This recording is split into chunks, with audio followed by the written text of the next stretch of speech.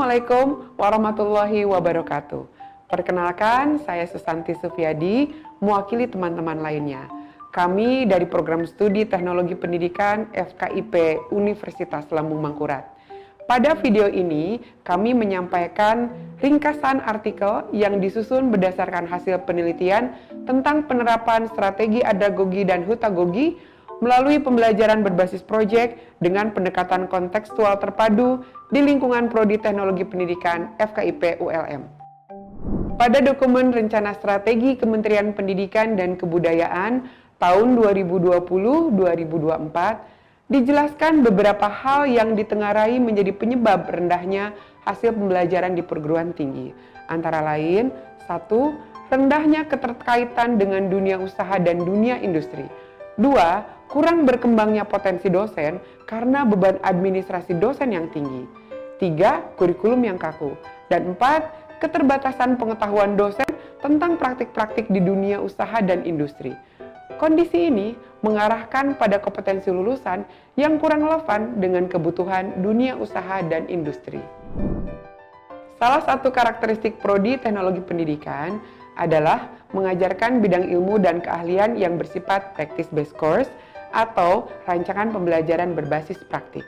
Dalam buku yang berjudul Curriculum Models for the 21st Century, Barney Dalgano pada tahun 2014 menjelaskan kondisi umum yang dialami mahasiswa ketika mengikuti rangkaian pembelajaran yang bersifat practice-based course.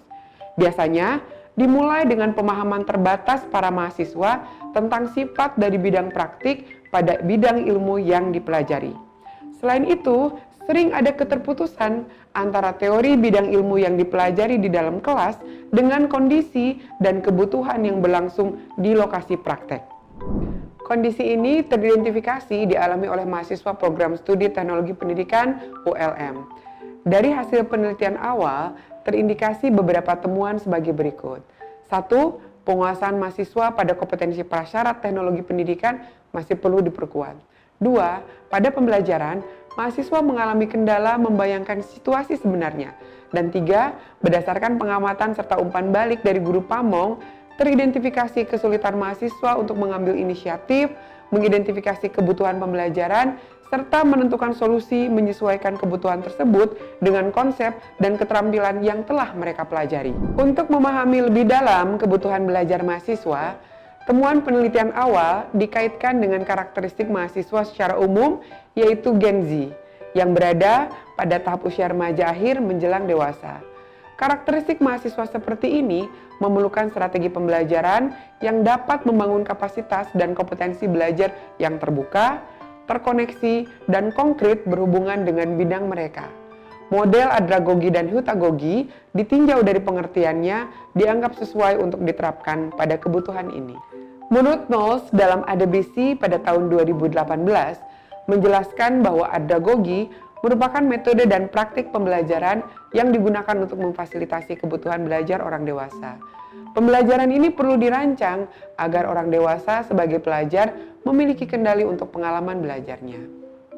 Hutagogi menurut Blaschke pada tahun 2012 menciptakan lingkungan belajar yang memfasilitasi pengembangan kompetensi serta kapasitas peserta didik untuk belajar.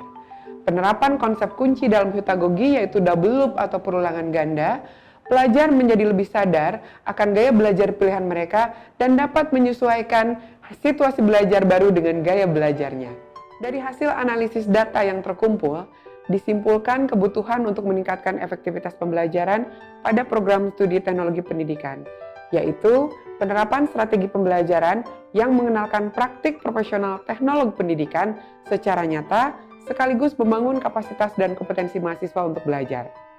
Merujuk pada kebutuhan tersebut, peneliti melakukan penelitian pada penerapan strategi andragogi dan hutagogi melalui pembelajaran berbasis proyek dengan pendekatan kontekstual terpadu di lingkungan Prodi Teknologi Pendidikan ULM. Pembelajaran berbasis proyek dipilih sebagai strategi untuk menerapkan andragogi dan hutagogi karena dianggap dapat memberikan ruang untuk penerapan pembelajaran yang berpusat pada mahasiswa serta dinamis atau tidak kaku. Menurut John W. Thomas pada tahun 2000, terdapat 5 kriteria pembelajaran berbasis proyek, yaitu sentralitas, pertanyaan pendorong investigasi, konstruktif, otonomi, dan realisme. Karakteristik ini juga selaras dengan ciri andragogi dan hutagogi. Penelitian ini dilaksanakan dengan tujuan 1. Mengetahui kesesuaian penerapan andragogi dan hutagogi melalui pembelajaran berbasis proyek dengan pendekatan kontekstual terpadu. Dan 2. Mengetahui dampak penerapan strategi pembelajaran berbasis proyek ini terhadap hasil belajar mahasiswa. Penelitian ini merupakan penelitian deskriptif kualitatif. Pengumpulan data dilakukan dengan menggunakan teknik wawancara, observasi, angket, dan dokumentasi. Data yang terkumpul kemudian dianalisis melalui tahapan pengumpulan data, penyajian data, reduksi data, dan pengambilan kesimpulan.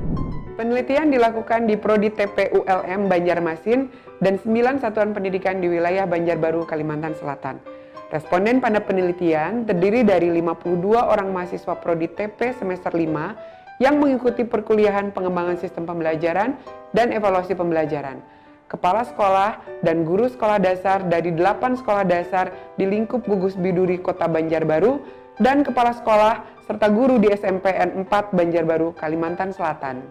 Pada pembelajaran berbasis proyek ini digunakan pendekatan kontekstual terpadu dengan memadukan 2 mata kuliah dan pelaksanaan praktik pembelajaran di dalam lingkungan yang kontekstual, yaitu satuan pendidikan. Mata kuliah yang dipadukan yaitu pengembangan sistem pembelajaran dan evaluasi pembelajaran.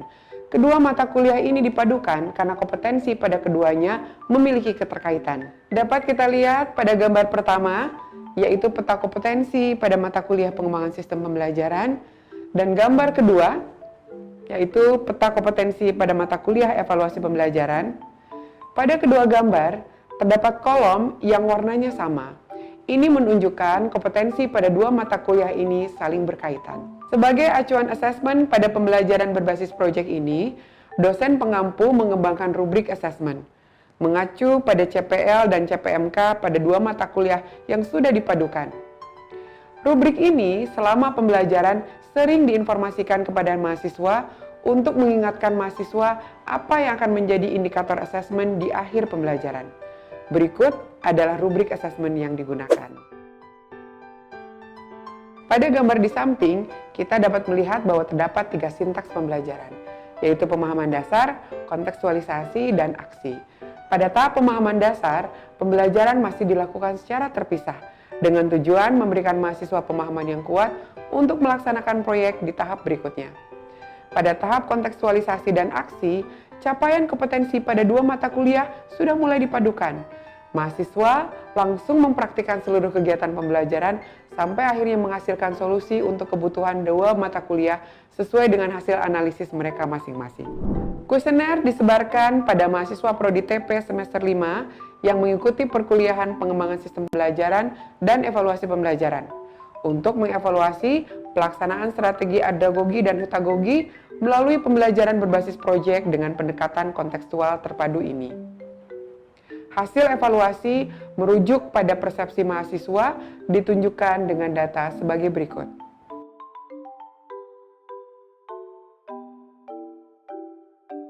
Data dan informasi pendukung lainnya yang dapat memperkuat kesimpulan antara lain kesesuaian persepsi mahasiswa tentang kriteria pembelajaran andragogi dan hutagogi dan pembelajaran berbasis proyek dengan pendekatan kontekstual terpadu yang telah dilaksanakan. Dari data yang dijelaskan, dapat disimpulkan penerapan strategi andragogi dan hutagogi melalui pembelajaran berbasis proyek sesuai dengan karakteristik mata kuliah serta kebutuhan mahasiswa. Untuk kriteria andragogi yang ditampilkan dalam pembelajaran antara lain,